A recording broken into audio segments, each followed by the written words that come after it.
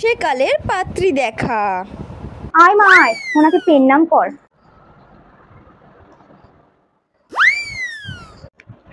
আরে দাগ মাথা থাকতে আর পেন করতে হবে না, নাও বসো। তা মা তোমার নাম কি? আগে বাসন্তী। বাবা বেশ ভালো নাম, বেশ ভালো নাম। তা মা তুমি কত লেখাপড়া করেছো? ছেলেপুলে মানুষ করতে পারবে?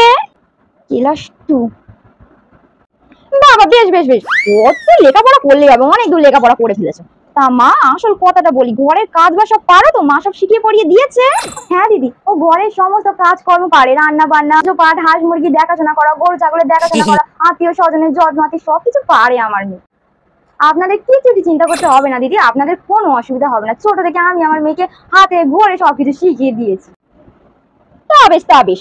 তা দিদি এবার তাহলে দেনা পাওনার কথাটা সেরে ফেলা যাক না কি? হ্যাঁ দিদি, তাহলে এবার দেনা পাওনার কথাটা সেরে ফেলাই যাক। আপনাদের কি লাগবে বলুন, আমি ওর বাবা আমাদের সামর্থ্য মতো যা দেওয়ার আমরা সব কিছু দেবো। আপনারা শুধু বলুন আপনাদের কি কি লাগবে। আমাদের আর কি দেবে দিদি, যা দেবে তুমি তোমার মেয়ের দেবে, মেয়ের সংসারে থাকবে, আমাদের আর কি। ওই বেশি কিছু চাহিদা নেই আমাদের।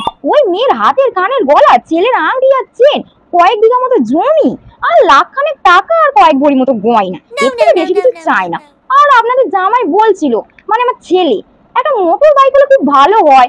দেখুন আপনাদের যদি সামর্থ্যে কুলায়।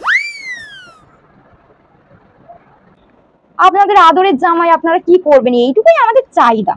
তা আপনারা একটু চিঠিপত্র লিখবেন, জানাবেন যে আপনারা এই সম্বন্ধে রাজি কিনা। আমরা তো আমাদের দিকটা জানিয়ে গেলাম, আপনারাও আপনাদের দিকটা একটু জানিয়ে দিলে খুব ভালো হয়। তা দিদি বেলা তো বড়ি অনেক হলো, আমি তাহলে আজকে উঠি, বুঝলেন?